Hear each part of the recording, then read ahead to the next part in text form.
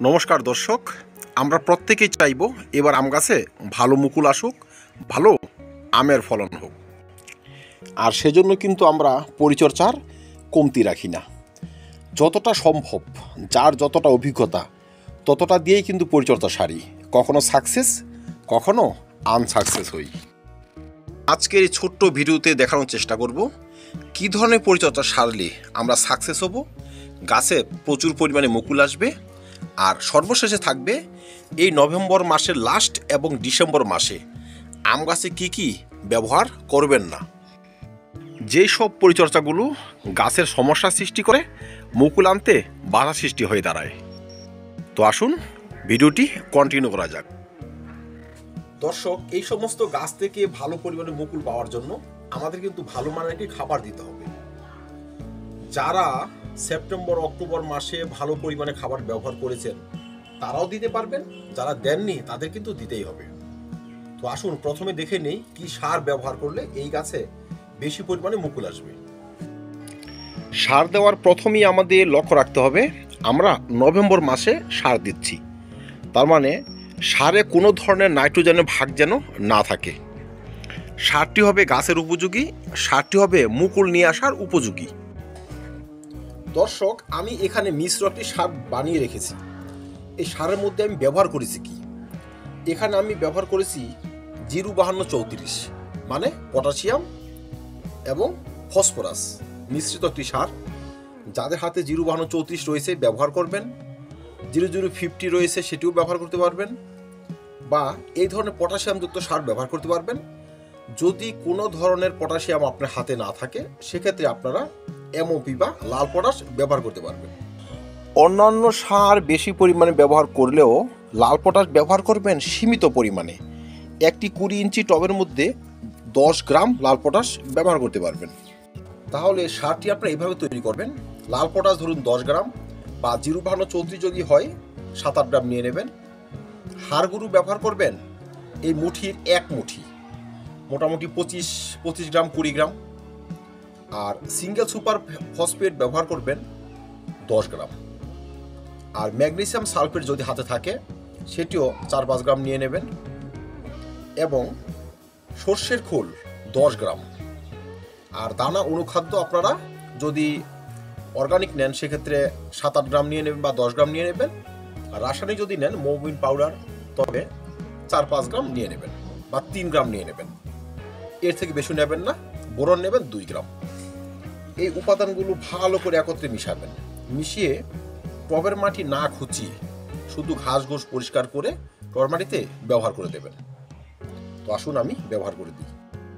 আমার টবটি মোটামুটি পরিষ্কারই, তারপরও কিছু ঘাস তো হয়েই যায়, সামান্য একটু হয়েছে। তো আমি এই সামান্য ঘাসও কিন্তু তুলে দিব। আমাদের ব্যবহৃত সার বা খাবার যেন পুরোটাই গাছ গ্রহণ করতে পারে, সেজন্য এই ব্যবস্থা।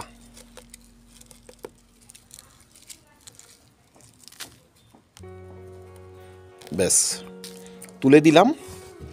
কিন্তু দর্শক, এখন অত্যাধিক খোঁচানো যাবে না। টবের উপর দিয়ে দেখবেন এক ধরনের শিকড় কিন্তু এখন বেরিয়ে আসতে পারে। যদি বেরিয়ে আসে সে শিকড় কিন্তু কাটা যাবে না। সেগুলো হচ্ছে ফিডিং রুট, যে রুট খাদ্য গ্রহণ করে। আমাদের ব্যবহৃত খাদ্য কিন্তু তারাই প্রথম শোষণ করতে শুরু করবে আর আমাদের গাছের উপযোগী করে তুলবে। খাদ্য যতটা গাছের উপযোগী হবে ততটা সুস্থ, তত বেশি পরিমাণে মুকুল আসবে। এবার খাবারগুলো চারধারে ছড়িয়ে দিন। চারধারে ছড়িয়ে দিলাম। আজকে আমি ভরপুর জল দিয়ে দিব।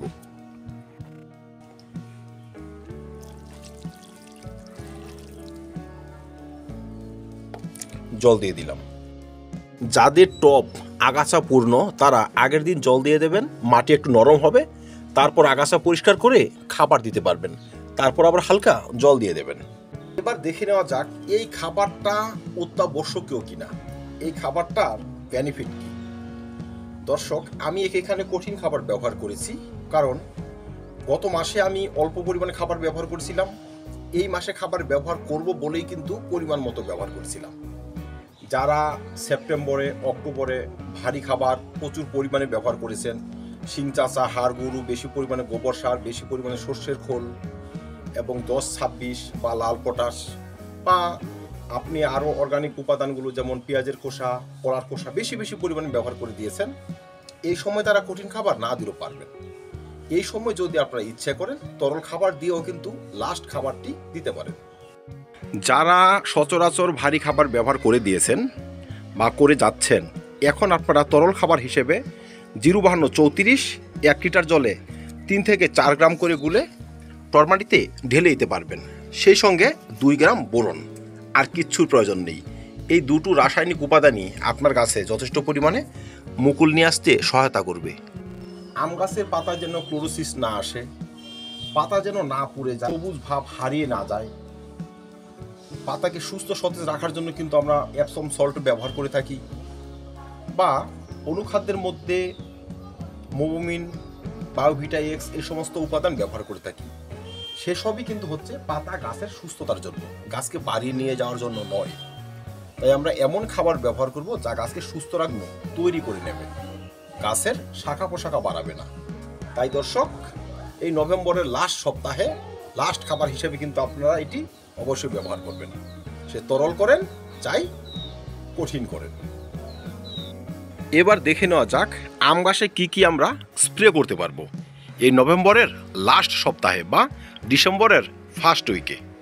এই সময় আম গাছের সমস্যাগুলো কি কি সেগুলো দেখে আমাদের কিন্তু স্প্রে করতে হবে বা রোগের চিকিৎসা সারতে হবে। এই সময় যে সমস্ত অসুখ বিসুখ হয় এর মধ্যে একটি হচ্ছে ছত্রাকের আক্রমণ। পাতাগুলো দেখবেন খসখসে এবং ধুলো ময়লাপূর্ণ থাকে, সেজন্য আমাদের ছত্রাকনাশক স্প্রে করতে হবে।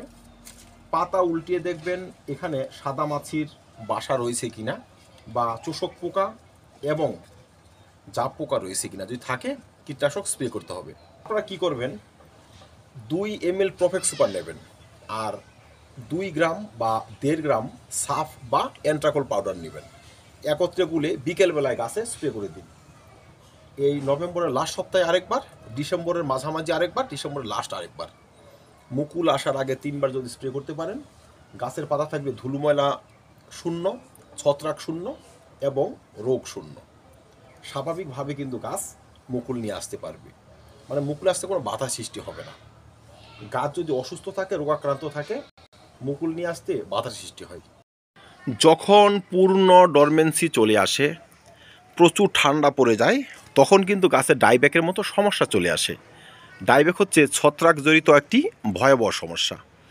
আমরা যদি নিয়মিত ছত্রাকনাশক স্প্রে করতে পারি, সে ধরনের সমস্যা আসবে না। তারপরে আম গাছের একটি কঠিন সমস্যা হচ্ছে অ্যানথ্রাকনোজ। তো দর্শক, এই সবই হচ্ছে ছত্রাকের কাজ। ভালো মানের ছত্রাকনাশক ব্যবহারই এই সমস্ত সমস্যা থেকে গাছকে রক্ষা করতে পারে।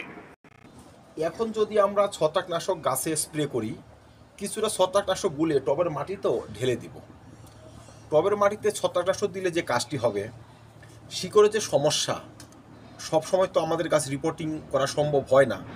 হয়তো গাছটি গেল বছর রিপোর্ট করেছি, এবার সাইডের মাটি খুঁড়ে সেপ্টেম্বরে হোক বা আপনার আগস্ট মাসে হোক নতুন মাটি দিয়ে ভরাট করে দিয়েছি, তো তারপরেও কিন্তু শিকড়ের ড্যামেজ জড়িত সমস্যা থেকে যায়। আর শিকড় যদি ড্যামেজ হয়ে আসে বা কোনো কারণে শিকড়ের সংক্রমণ থাকে, তার এফেক্ট পড়ে কিন্তু পাতায়, শাখায়, মুকুলে।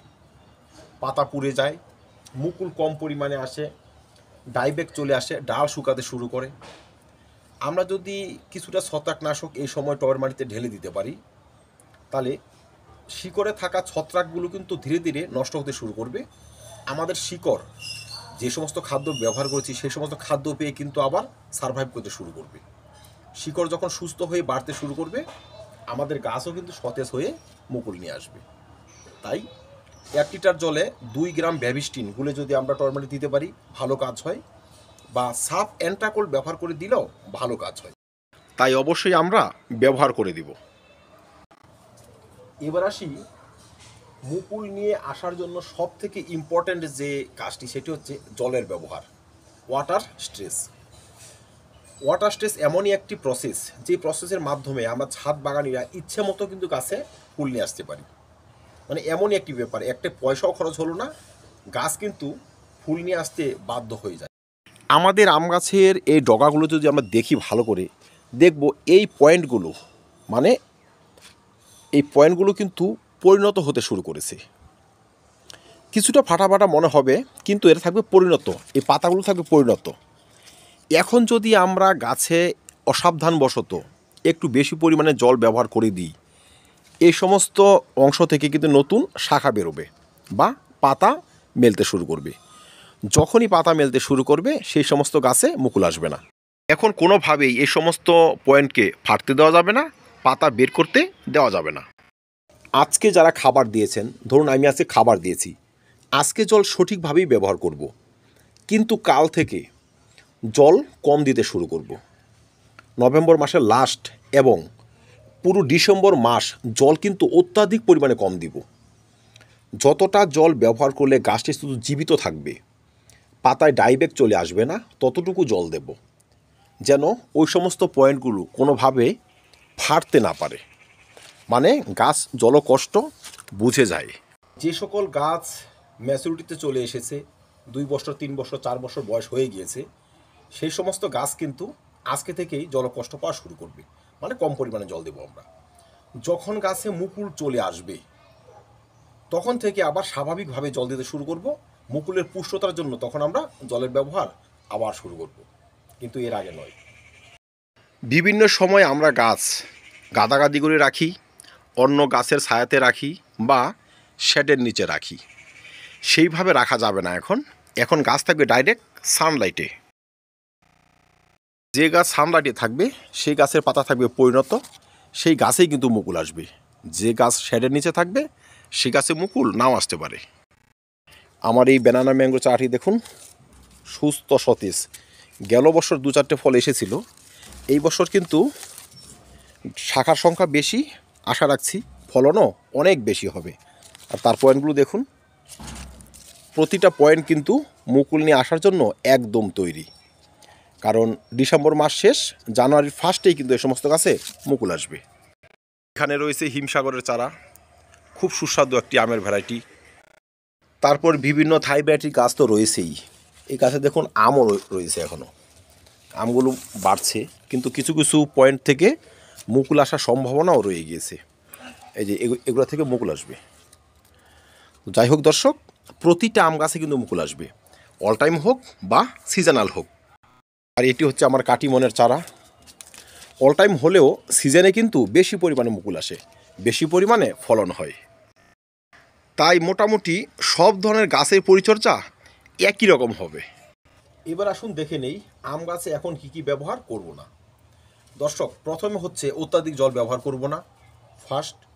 সেকেন্ড হচ্ছে মিশ্র খাবারের নামে নাইট্রোজেনযুক্ত সার ব্যবহার করব না, যেমন বেশি পরিমাণে ভার্মি কম্পোস্ট, বেশি পরিমাণে গোবর সার, ইউরিয়া, তারপর ডিএপি, 19-19, 20-20, এই ধরনের খাবার কিন্তু এখন ব্যবহার করা যাবে না। সেই সমস্ত খাবার নাইট্রোজেন রয়েছে, নাইট্রোজেন থাকলেই এই সমস্ত পয়েন্ট ফেটে যাবে, পাতা বেরিয়ে যাবে, মুকুল আসবে না। তারপর শেডের নিচে গাছ রাখা যাবে না, এবং গাছকে বাড়িয়ে নেওয়ার জন্য এখন ডাল ছাঁটাই ফাটাই করা যাবে না। এখন যদি ডাল কেটে দিই, সেখান থেকে নতুন করে শাখা বেরোবে, সেই সমস্ত শাখার পাতা থাকবে নতুন, সেই সমস্ত শাখা থাকবে নতুন, ফুল কিন্তু আসবে না, মুকুল আসবে না। তাই কাটা ছাড়াই এখন নয়, অতি প্রয়োজন ছাড়া এখন গাছ রিপোর্টও করবেন না।